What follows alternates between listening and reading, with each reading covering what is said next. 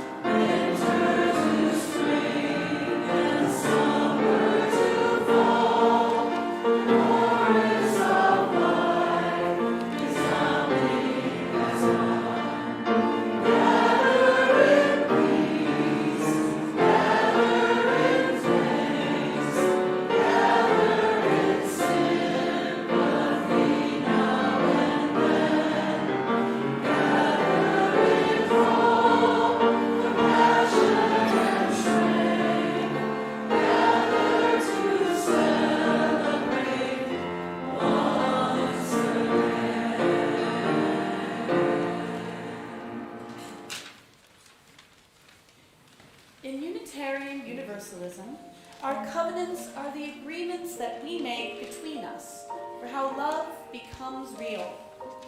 Please join with me in reading our congregational covenant on the screen or in your order of service. As a free congregation, we promise to one another our mutual trust and support. To create a beloved community, we promise to be kinder to each other than we have to be. To listen fully to each other with an open mind and heart. To speak responsibly and respectfully. And to find ways to improve our church for all of our members and friends. Please be seated.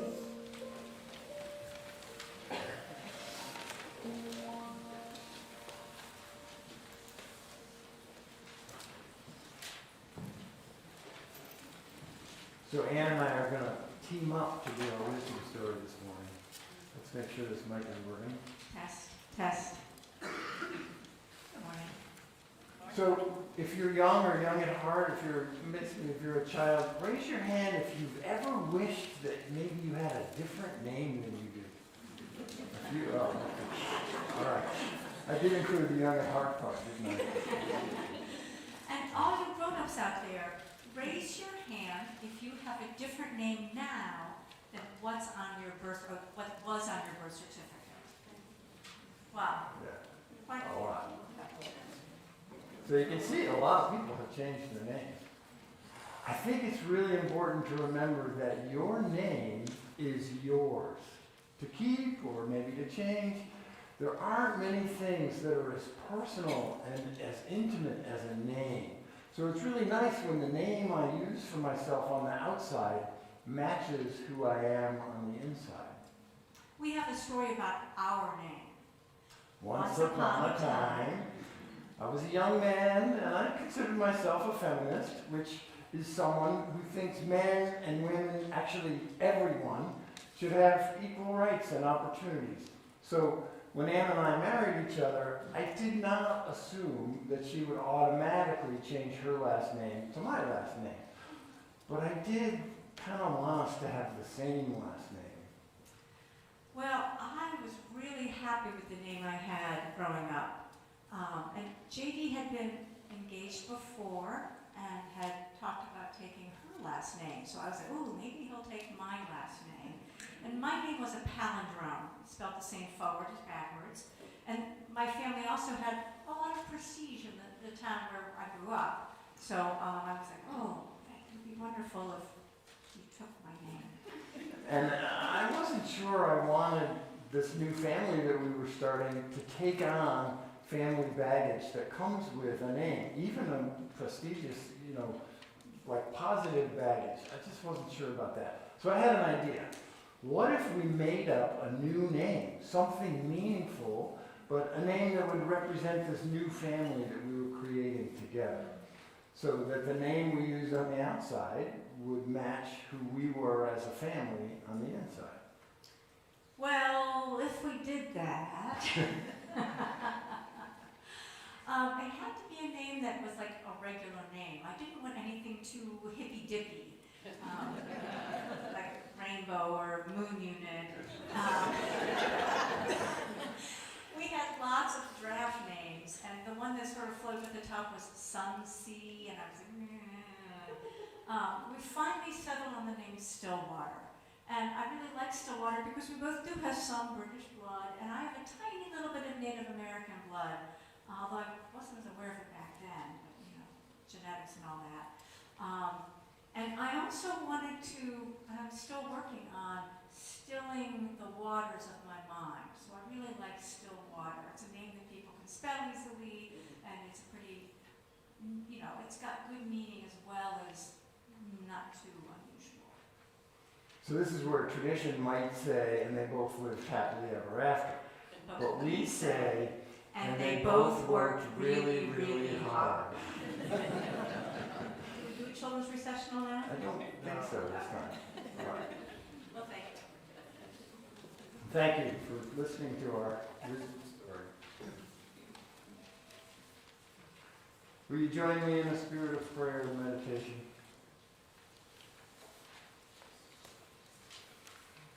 Source of all, with so many names, we gather this weekend to honor the life and work of Reverend Dr. Martin Luther King Jr.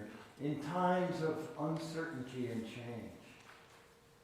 The spasms of upheaval, both personal and global, burden many hearts, even as we remember that crises can bring opportunity.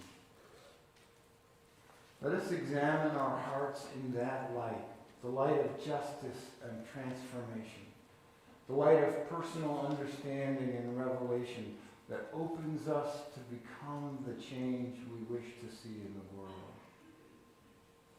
In that same light, let us enter into a time of silence and meditation.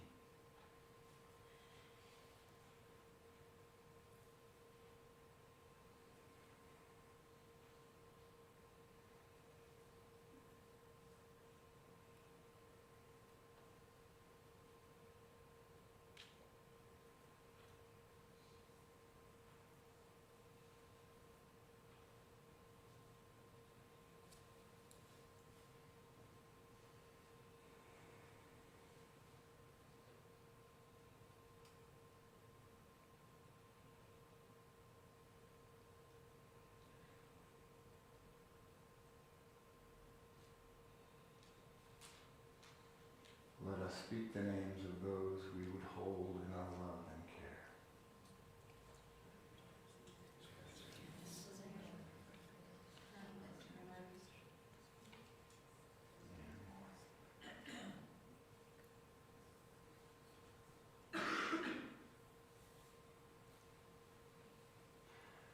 Let us be led by love at the center of all we do. Amen, and blessed be. Please remain seated for our meditative hymn. It's number 1011 in the key of hymnal, Return Again.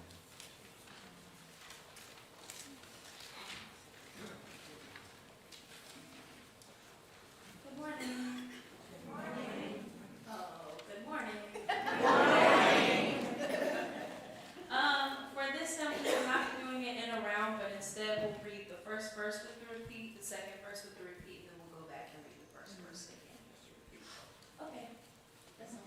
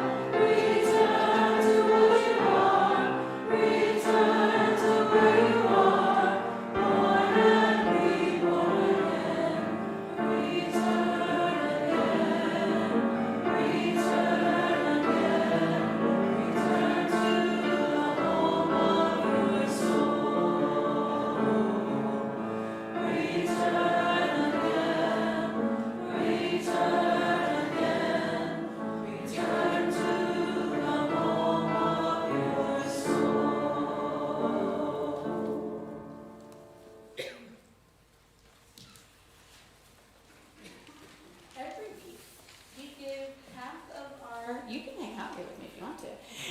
We give half of our offering to an organization in the community that shares our core values. This month, our Share Plate partner is the Meacham Park Neighborhood Improvement Association, an organization that seeks to improve the quality of life in the historic and diverse neighborhood of Meacham Park here in Kirkwood. And they do wonderful things for their residents. They connect people, they foster civic engagement, they do so much more. You're welcome to donate through the plate or online using the QR code on the screen or in your order of service. Let us be a generous people.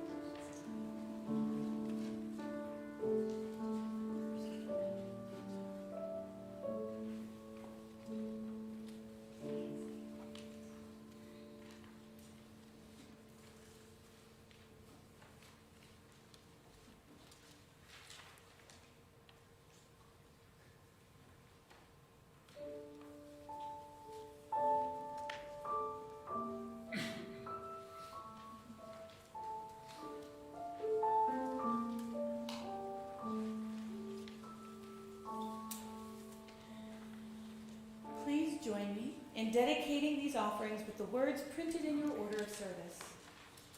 To the work of the church, which is weaving a tapestry of love and passion, we dedicate our lives, and these are our offerings. We have 3 short readings for you this morning before the choir. I heard it in the first service. It was just beautiful. First one comes from Terence McKenna, and it's a little bit fiery.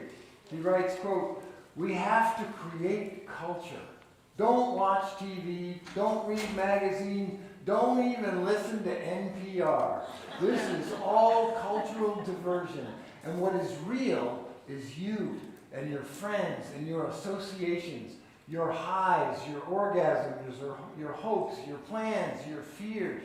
And we're told, no, we're unimportant, we're peripheral. Get a degree, get a job, get a this, get a that. And then you're a player. You don't want to even play in that game. You want to reclaim your mind and get it out of the hands of the cultural engineers who want to turn you into a half-baked moron consuming all this trash that's being manufactured out of the bones of a dying world." Tell us how you really feel. And it's interesting, the second reading is from Chuck Palahniuk, who is the author of Fight Club, and somehow it's less spicy. And I'm over here, it's fine. The first step, especially for young people with energy and drive and talent, but not money, the first step to controlling your world is to control your culture. To model and demonstrate the kind of world you demand to live in. To write the books, make the music, shoot the films, paint the art. Yeah. And the last one comes from Joe Bailey, who writes, quote, "Life equates to being fairly simple at times, although we have the tendency and the unbelievable ability to complicate things. So I suggest we go to the basics. Do unto others as you would have others do unto your children. Yes, your children. Because they are the ones who will be left behind to live their lives in the world that we have created."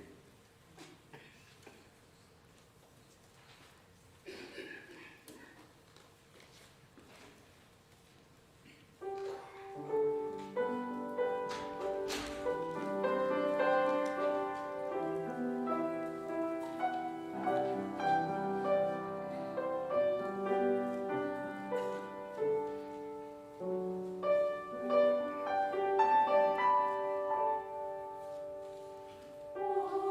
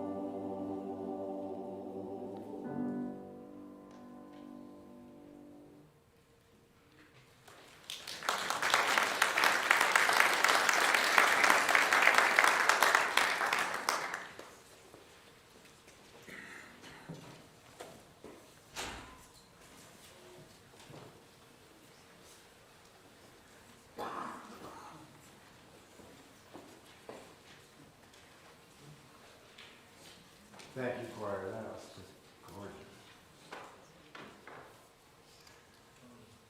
It's a privilege to be here. Thanks for inviting me. I started working on this topic around Father's Day. So I was thinking about ancestors and descendants, grandparents and grandchildren. You know, at some point during the last few years, it seemed to Anne and me that grandchildren are probably not in our future. And for me, this brought me some sadness. I'm not a pronatalist. I have been very careful never to pressure or even really to encourage our kids to have children of their own. It's just not my decision, and I want them to make it for themselves either way. But I see you grandparents. I know what I'll be missing, and I'm a little sad. I also know intellectually that what truly matters in this world isn't my grandchildren anyway, but the grandchildren. Humanity's in a precarious place right now, one where it's no longer possible to protect my grandchildren unless we repair the world for all the grandchildren. Right? This is my mom with her 2 great-grandchildren. Only one of them is a genetic descendant of hers. Can you tell which? No, you cannot. And if for even a fraction of a second you thought you could, well, think about that. Our brains have habits, and those habits come from somewhere. And that's what I'm getting at this morning. This is my mom's father, my grandfather. He was a good man and a product of his time. My grandfather believed deep in his bones that German people are the best. And he kept this detailed hierarchy of ethnicities and racial groups somewhere in his head. And I don't actually know how long his ancestors were here in North America, but I'm pretty sure they were German, at least most of them. That's just part of my heritage. On the other side, my father's father was a genealogist, so I know more about his ancestors and that they were here for a fairly long time. For example, I am related to the famous Admiral Dewey, who is known as the hero of Manila Bay for defeating the Spanish Armada during the Spanish-American War. Grandpa was kind of unhappy that I changed my name when Ann and I got married. So my American heritage from his side goes a little further back on this continent. My American heritage. Well, every summer on July 4th, most Americans celebrate the victory of plucky pioneer forefathers over the well-regimented armies of an oppressive monarch, right? A victory which we celebrate by blowing stuff up. I happen to really love fireworks, even knowing that they are a reenactment of exactly what's happening in Ukraine right now. Fireworks are a beautiful and, for me, inspiring way that we glorify what is inherently evil. I can't reconcile these 2 things, and I still love fireworks. I shot this video of the grand finale at Carcassonne, France on Bastille Day a few years ago, from a mile away. So this was big. They really do fireworks for Bastille Day. My American heritage. Well, in 2008, I took a test of implicit bias, and I discovered that in spite of all my enlightened efforts at treating people the same, my subconscious mind holds a stubborn bias against people of color. And ever since then, I've been looking more critically at my own heritage, especially its origins. Where did white culture come from? How did we get here? Well, after reading this book, I have an answer, or at least a strong clue. I think the origins of my American heritage are rooted in trauma. We know that families that have endured trauma are more prone to addiction, abuse, neglect, and other kinds of family dysfunctions. And such families often have an unspoken code of conduct that goes, don't talk, don't trust, don't feel, and don't remember. Don't talk about the dysfunctions. Don't trust anyone because traumatized people are unpredictable and they can be violent. Don't feel your feelings because they don't matter, and you'll probably be punished if you express them. And then don't remember anything that would undermine the happy family facade because everyone else in the family is just going to deny it anyway. You know, Disney really got it right with their movie Encanto. This is a family rooted in trauma. We don't talk about Bruno.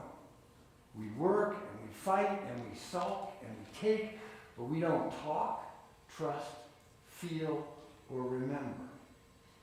Now, when nations are rooted in trauma, the same code applies.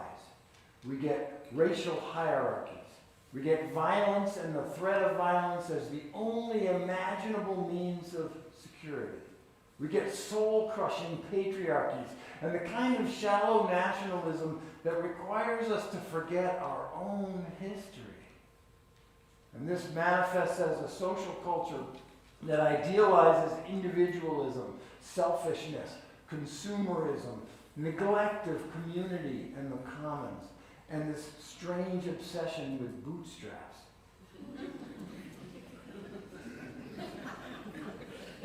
I looked. I searched the internet. There's no such thing. So what is this trauma I'm talking about? Well, just imagine for a moment what it was like to live in Europe during the Middle Ages. Brutal, ongoing oppression from people who looked just like you, with routine torture, wars, famines, plagues, cruel punishments that would be trauma-inducing for us to even imagine today. Think about the toll the pandemic took on our mental health, but then multiply that by constant war and famine and torture and make it last for 1,000 years, 50 generations.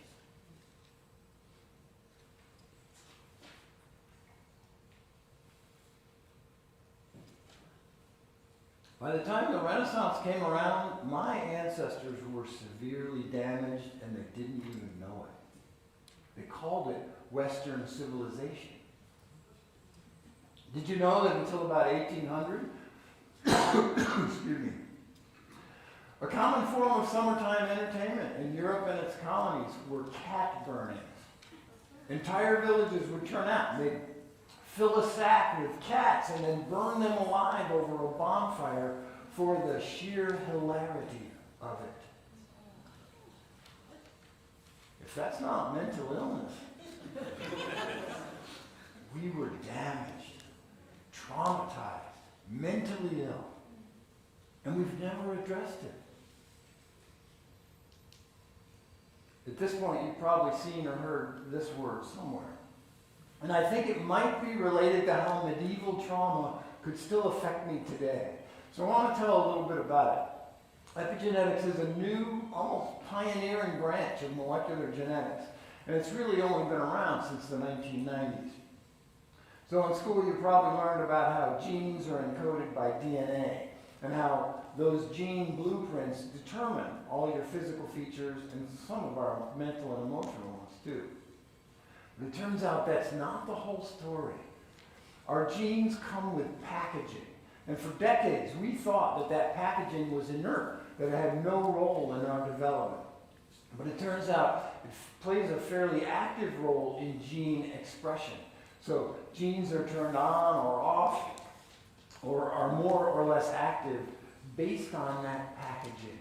And the packaging can be inherited.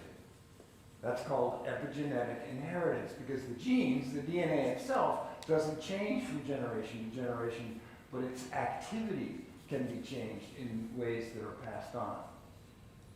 Well, what does this have to do with trauma? Well, the seminal experiment on this was just done in 2013, so it's very recent. The experimenters exposed some mice to acetophenone, which smells a little bit like cherry blossoms, just for a few seconds. And during those few seconds, they gave them some harmless shocks, but painful, harmless but painful shocks to their feet. They did this 5 times. Whiff of the stuff, shock to the foot. The next day, 5 more times, and again the third day. That's it. And then they let the mice live out their lives, including mating and having babies. Well, when the baby mice were grown, they exposed the baby mice to that same smell, and they immediately became anxious. Their heart rate and blood pressure rose, and the behavior they were exhibiting was that of panic. A whole generation later, the grandchild mice reacted the same way to that smell of cherry blossoms. So, they kind of scratched their heads and ran the experiment again, but this time they isolated the babies from the parents at birth. Same thing. They used in vitro fertilization and surrogate mothers. Same thing. And these were just harmless shocks over 3 days. And this result is so surprising and potentially so relevant to who we are that the field of epigenetic trauma has just exploded. So now, today, there are thousands of studies, just in the last few years, on epigenetically inherited effects of trauma. And it's not simple and clear-cut. There are lots of factors. Not all traumas and not all stimuli show up as dramatically as it does with the mice. And of course, we can't do this kind of experiment on humans for obvious ethical reasons. But the concept has really electrified the relevant sciences. And if it pans out, it suggests that some of our gut reactions, including ones we don't really like about ourselves, may have been programmed into our bodies before we were even born. So I predict that you will see this phrase again. It is entering the popular vocabulary even as I speak this morning. And the connection that Resmo Menachem makes in his book is that our modern global culture, specifically Euro-American culture, is rooted in the trauma of medieval Europe. That trauma informed and shaped my Euro-American heritage. And it allowed my ancestors to brutalize and exploit indigenous people everywhere they went, initiating a self-repeating cycle of intergenerational trauma and dysfunction that continues today. We know that trauma and dysfunction can be transmitted directly through intergenerational abuse and exploitation, but also culturally, and now probably epigenetically. So it is deeply embedded in our bodies, our minds, our emotional responses, our language, and our religious traditions. Explains a lot, doesn't it? So what do we do now? Knowing that all of us are affected by this, what I call post-medieval stress disorder, how do we honor the grandchildren and try to release them from the cycle?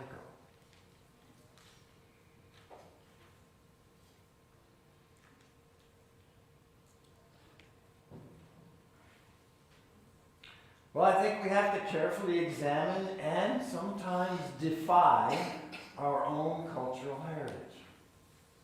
For example, raise your hand if the extreme consumerism around Christmas bothers you.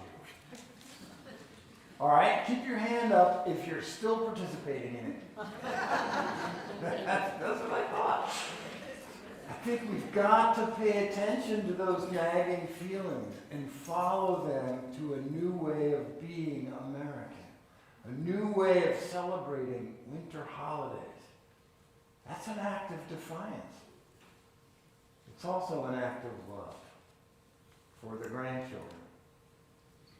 I think we have to break the rules that we inherited from our dysfunctional families and cultures. We have to talk about uncomfortable subjects. We have to trust our neighbors and people that we reflexively regard as the other. I think we have to feel our feelings and honor them. Find out, what are they trying to tell us? And I think we have to remember the foolish and evil stuff in our heritage along with the glorious triumphs. There are glorious triumphs, and their celebration would be so much more meaningful if we remember honestly and authentically the missteps and the errors and the awfulnesses that taught us to reach for them. I think remembering it all requires a kind of defiance that's rooted in love for the grandchildren. I think we have to love ourselves when our culture keeps telling us that our value is measured by our work and our possessions and what our bodies look like. Talk about an act of defiance. There's a local artist living in Harrisburg, Pennsylvania, where Ann and I are from. Her name is Julia Mallory, and she's the founder of a website called Black Mermaids. Come on. Excuse me.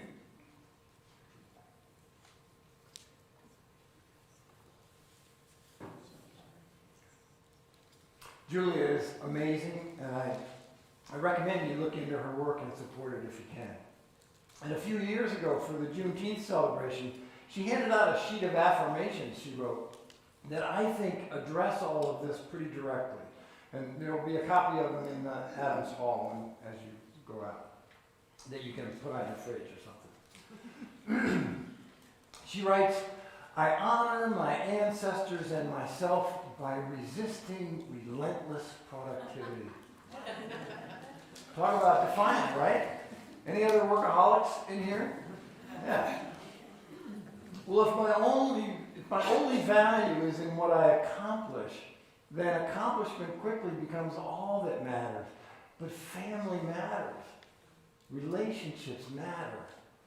Inspiration, vulnerability, play, and rest, these matter. I honor my ancestors and myself by listening to my body when it tells me it needs rest.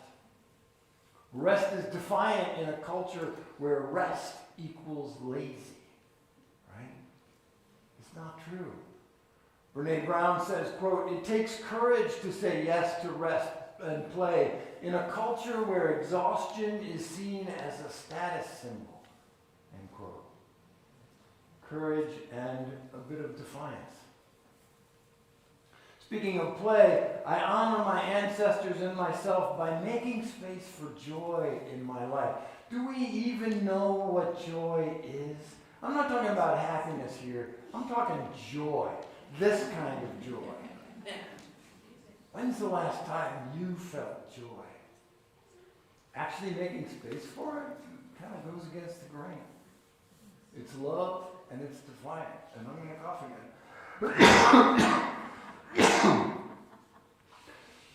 2 services in the morning. I'll bet Reverend Kristen knows a little bit about tired voices.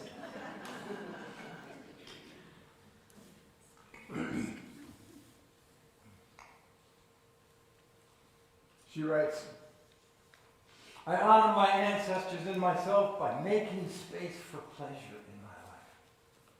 Well, we do this sometimes, but it's often a shallow kind of pleasure, and we often feel a little guilty afterwards. I honor my ancestors and myself by realizing that others' limited imagination should have no impact on my life. Raise your hand if, like me, you have told a young artist or musician that they should probably have a backup plan. Why do I think my cynicism should have any bearing at all on their art career? You know, it's their life. They'll figure it out. They're smart people. I honor my ancestors and myself by recognizing care as a personal, community, and political act. So important to our humanity. But you know, the pay kind of sucks. I honor my ancestors and myself by going where the love is, by being where the love is. Well, we're here this morning, so maybe you were making some progress on those too. But I'll bet we could do a better job expressing that love. I honor my ancestors and myself by acknowledging that I am already enough. Radical. By tending to the earth and respecting its natural cycles. We have a long way to go on that, right? By caring for the youngest and oldest among us. You know, our relentless productivity makes it easier to pay someone else poorly to do this caring. I honor my ancestors ancestors and myself by acknowledging that grief work is also freedom work. We don't talk about death in our culture. Birth, we go on and on about the birth weight and the breathing and the gender reveal and the tiny little fingers. Let's talk about death. Let's grieve in community, vulnerably, for as long as it takes. I honor my ancestors and myself by understanding understanding what my work is and doing it. Now, I don't think Julia is talking about the work that we trade for money. She's talking about this inner work of cultural growth and healing, and the outer work of bending the arc toward justice. What is my work? Am I doing it? I honor my ancestors and myself by remembering the past, taking up space in the present, and building the future. Now, Julia Mallory is black, and these affirmations were not written for people like me, meaning old cisgender white men. Old cis white guys always take up cultural space. I'm doing it right now, right? And everyone else is acculturated to expect us to. So I grayed out that middle part on this last affirmation because if you're an old cis white guy like me, you should probably cross that part out. You're probably doing good on that one. If you're not old, cisgender, white, or male, then you deserve to take and occupy your share of cultural space for the grandchildren. Defiantly, if necessary. Fellow old cis white guys, will you support and encourage others in taking up cultural space here in St. Louis? I hope so. For me, this usually means waiting to speak until everyone else has had a chance.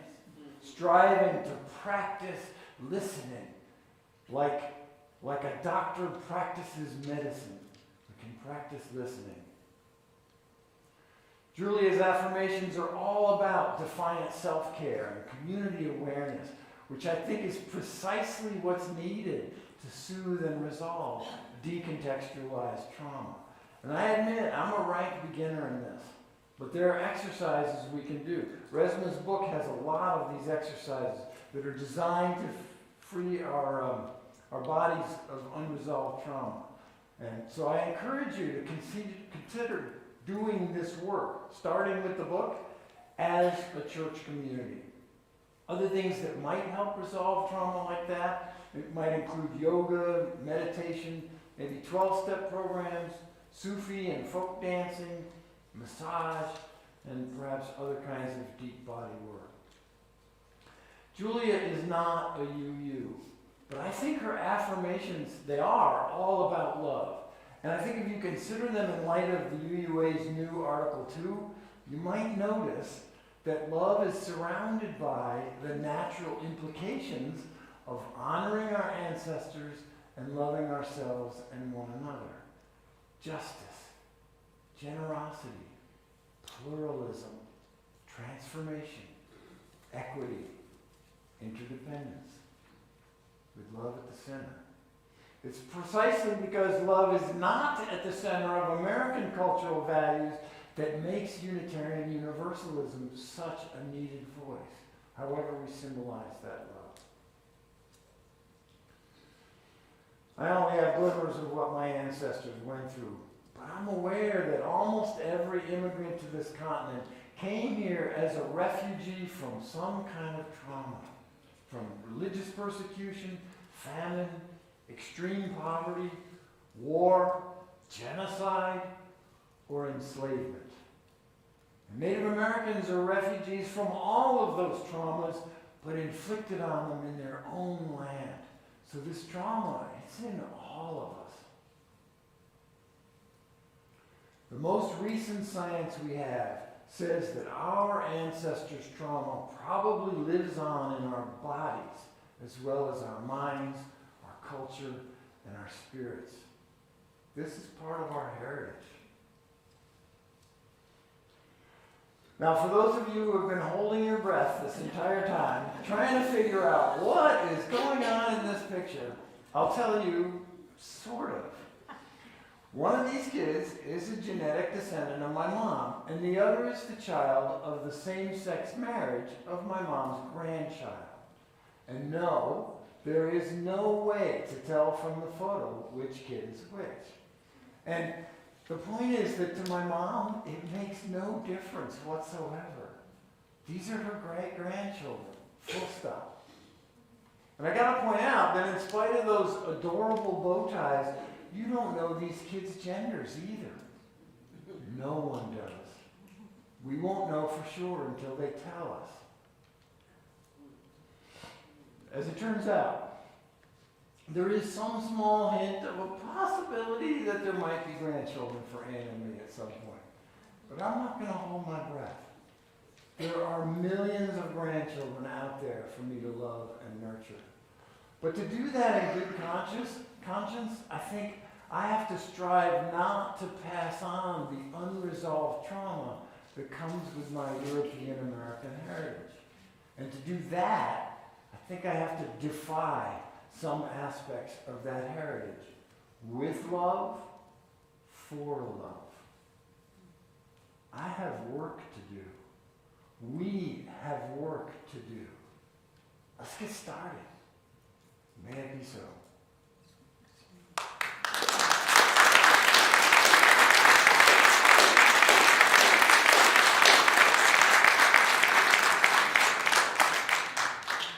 And now, if you would, please rise and body your spirit for our closing hymn, 1017, Building a New Way, and then remain standing for our extinguishing and benediction.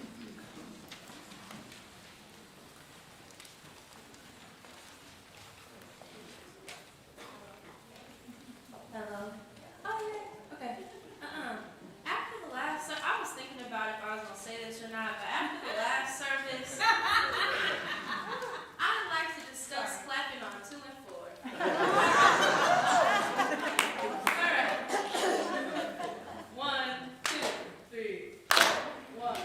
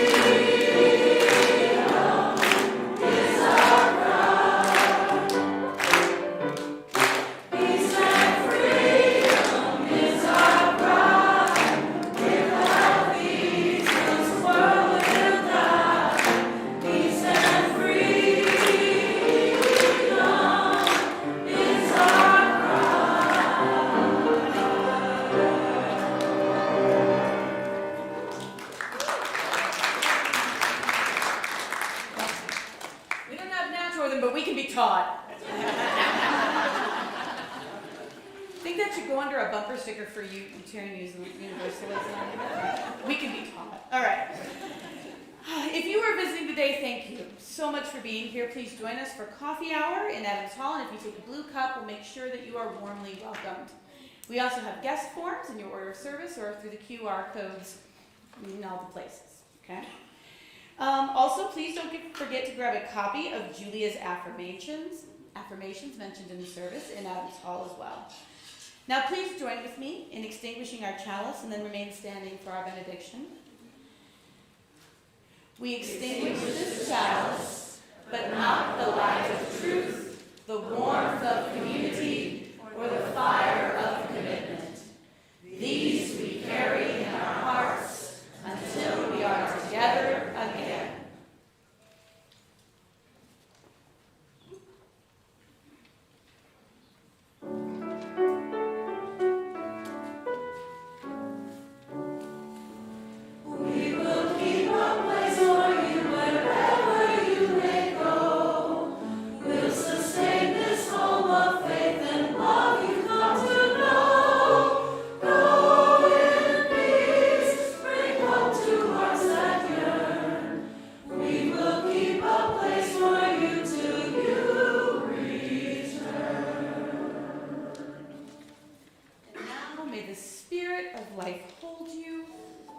Bless you, and may joy find a place in your days. Go in peace.